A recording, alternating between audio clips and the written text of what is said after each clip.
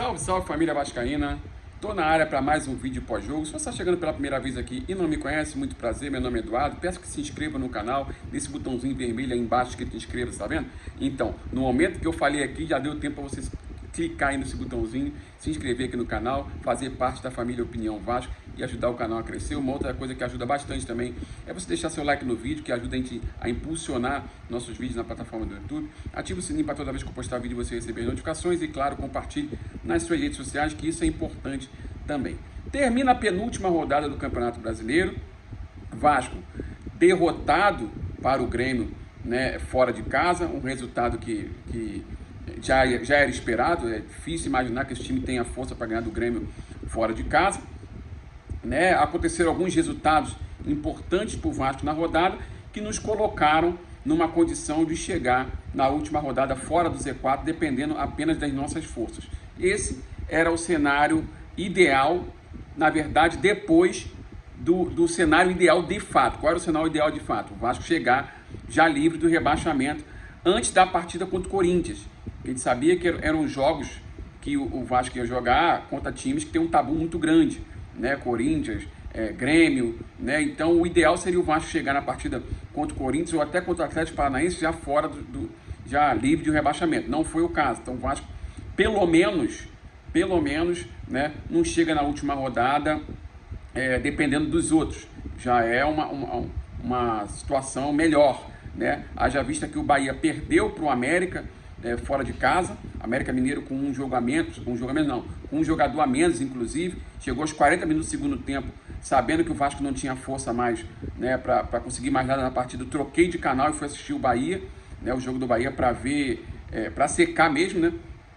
O Bahia, o Santos perdeu também fora de casa para o Atlético Paranaense, e isso coloca o Santos também numa posição delicada aí para essa última rodada, mas está à frente do Vasco ainda, né? O Cruzeiro empatou com o Botafogo e consequentemente saiu do rebaixamento, se livrou do rebaixamento, e vamos nós, né, para a última rodada do campeonato, precisando vencer dentro de São Januário, lotado, o Bragantino. O Bragantino que venceu também na rodada, né, e não tem condições mais de chegar ao G4 com essa vitória do Grêmio sobre o Vasco. Então, de repente, por mais que tenhamos sido derrotados, né, de repente essa derrota do Vasco coloca a gente numa condição na última rodada do Bragantino buscando mais nada. De repente entra com um espírito mais lento na partida, né, com a rotação mais lenta, de repente mescla o time, enfim. Vamos ver o que vai dar. Independentemente disso, o Vasco vai precisar fazer sua parte dentro de casa. Não tem jeito. Só depende da gente, ganha o jogo e vida que segue. É um ano para esquecer, o pior da história em termos de custo-benefício, na minha humilde opinião, haja vista que foram gastos 100 milhões de reais, né, para entregar esse ano pífio. Nos outros rebaixamentos, o clube tinha problemas financeiros, problema de fluxo de caixa, não teve poder de investimento, trouxe jogadores de baixa qualidade, fruto de não ter um poder de investimento, diferente desse ano.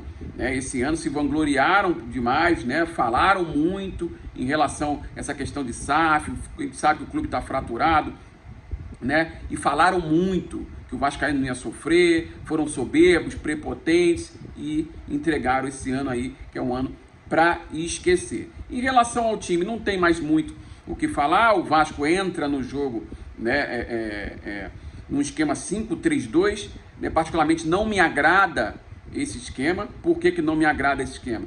Porque o problema do Vasco não está na segunda linha. Lembrando, nesse esquema 5-3-2, a primeira linha é o goleiro, a segunda linha é a linha de 5, isso na fase defensiva, vai se defendendo, né? Sem a bola, né? Vai sem a bola, se defendendo, e o adversário com a bola.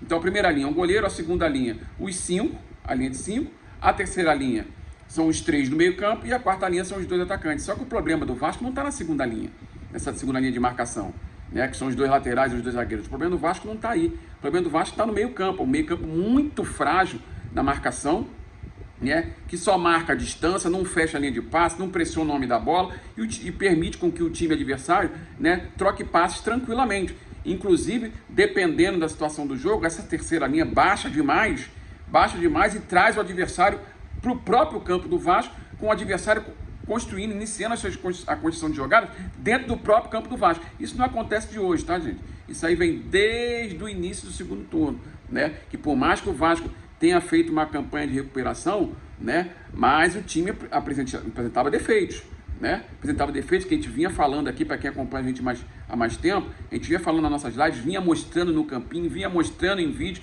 Então esse problema não é de hoje. Só que como o time vinha em recuperação, né? E com uma base de comparação muito ruim, que foi a do primeiro turno, que era o bônus do campeonato, né? Como o time evoluiu um pouquinho, as vitórias amenizam um pouco os erros. Mas esses erros que estão acontecendo, né? Isso vem de muito tempo, né? E esse esquema 5-3-2 não me agrada justamente por causa disso.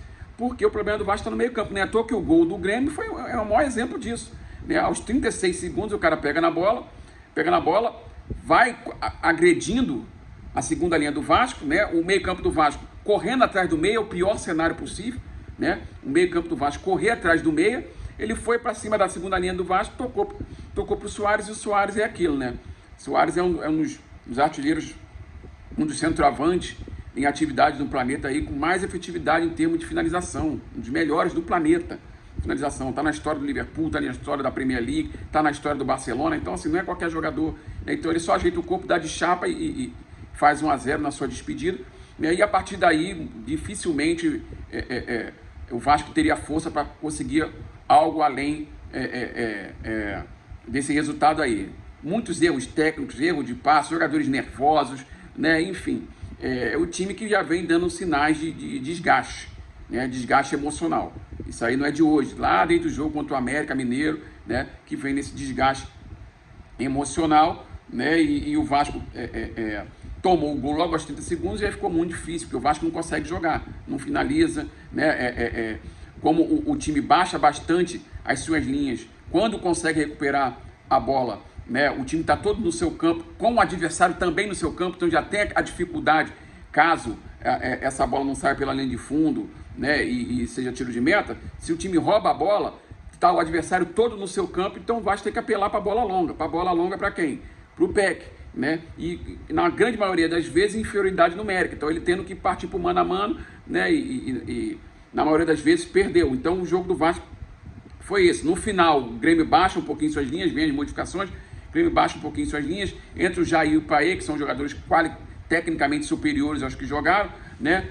Mais cadenciadores, para tentar fazer essa bola girar, para o time controlar o meio de campo e girar essa bola de um lado para o outro, para tentar a única jogada que esse time tem, cruzamento na área para o Vegetes. Não tem mais nada além disso aí, né? É um time pressionado emocionalmente, apresenta desgaste fisicamente, desgaste técnico também, né? E aí são apenas consequências de uma causa, da péssima montagem do elenco, né? Para essa temporada. Então, na minha visão, o Vasco deveria preencher a terceira linha, o treinador deveria preencher a terceira linha, deixa a segunda linha com os dois zagueiros e os dois volantes, preenche a terceira linha, põe 5 jogadores, joga no 4-5-1, ao invés de jogar no 5-3-2, porque aí você fortalece, né, o meio de campo, fortalece, entre aspas, porque se o meio campo não tem poder de marcação, quanto menos gente, né, mais fácil para o adversário, quanto mais gente, mais dificuldade para o adversário. Então, quando você não tem baixo poder de marcação, principalmente no meio campo, entulha o meio campo de jogador, porque aí você fecha os espaços, né? Você diminui os espaços para esse passe entre linhas que sai o tempo inteiro, né?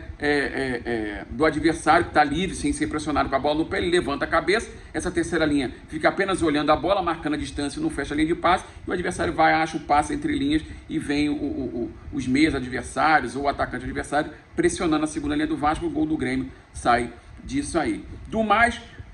Dos males, o menor, né? A rodada ajudou o Vasco e colocou o Vasco na condição de depender apenas de si para fugir do rebaixamento, né, nesse primeiro ano de SAF, que falaram que tudo seria diferente, né? Vasco chega na última rodada, né, precisando vencer. Se vencer, sai do rebaixamento. Se empatar, vai depender do jogo contra o Bahia, do jogo do Bahia. Bahia e Atlético Mineiro em Salvador, aqui em Salvador, na Fonte Nova, vai estar lotado provavelmente, né? E apesar de ser um jogo difícil para o Bahia, né? Vai ser um jogo difícil para o Bahia, que o Atlético Mineiro está em ascensão no campeonato, melhor campanha do segundo turno, está disputando o G4, né? O treinador Filipão Filipão, né, que muitos falavam que estava atrasado, né, estava ultrapassado, né, enfim. Mas é tipo de jogo que tudo pode acontecer, tá? Porque o Bahia vai jogar na pressão aqui, na pressão da torcida, vai fazer mesma jogada de sempre, vai pressionar o adversário, vai tentar fazer transição ofensiva rápida, para tentar ficar em igualdade numérica ou em superioridade numérica, né? E não pode depender desse jogo do Bahia. O Vasco precisa vencer o jogo dentro de casa. Se empatar, depende do Bahia, né? Depende do Bahia. Se o Vasco empatar, vai depender do Bahia também. O Bahia não pode vencer. Se o Bahia empatar, o Vasco empatar, Vasco na Série A. Se o Bahia vencer, o Vasco empatar, Bahia na Série A. Se o Bahia perder, Vasco na Série A, né? Então, assim, para garantir de fato, o Vasco vai precisar vencer esse jogo em casa. E aí é aquilo, né? Porque vai ter a transmissão paralela do jogo do Bahia com o jogo do Vasco. Os jogadores vão ficar sabendo, né? Provavelmente a rodada vai começar com todo mundo no mesmo horário, que nem foi agora, né? Os jogadores vão ficar sabendo do resultado e dependendo do resultado, por exemplo, se sai um gol do Bahia na Fonte Nova e o Vasco empatando dentro de casa, aí aumenta a pressão, os jogadores nervosos, já estão nervosos, desgaste emocional, né? Enfim, o ideal seria o Vasco fazer um gol cedo, assim como foi contra o América Mineiro, contra o próprio Corinthians, né? Faz um gol cedo e aí joga de forma mais tranquila, que também não é uma garantia. Nos últimos jogos mostrou isso, que não é uma garantia. Enfim, foi como eu falei, dos males o menor. A rodada ajudou o Vasco chega na condição, dentro de tudo que nós passamos no campeonato, né, na melhor condição possível nesse momento, que é o quê? Na última rodada, precisando apenas de uma vitória simples, dependendo apenas das suas próprias pernas. Agora vamos ver no que vai dar. Espero eu que o Vasco faça a sua parte e permaneça na Série A, porque a torcida do Vasco não merece isso que está acontecendo com o clube há anos, né? Há anos, não merece isso, né? Há anos que vem ouvindo promessas, que vem ouvindo bravatas, que vem ouvindo mentira, né? É golpe, é estelionato eleitoral, e a torcida sempre, quando o clube precisou, ela se fez presente e tem retorno zero. Então eu espero que o Vasco permaneça na Série A e aí para o ano que vem repensar tudo, porque do jeito que está e do jeito que foi esse ano, né, no extremo do sofrimento, né, tá complicado, né? Espero que vocês tenham gostado do pós-jogo de hoje. Se vocês gostaram, peço mais uma vez que se inscreva no canal, deixe seu like no vídeo, ative o sininho para toda vez que postar vídeo você receber as notificações e vamos embora para a última rodada torcendo para o Vasco permanecer na Série A. Um abraço e até o próximo vídeo. Valeu!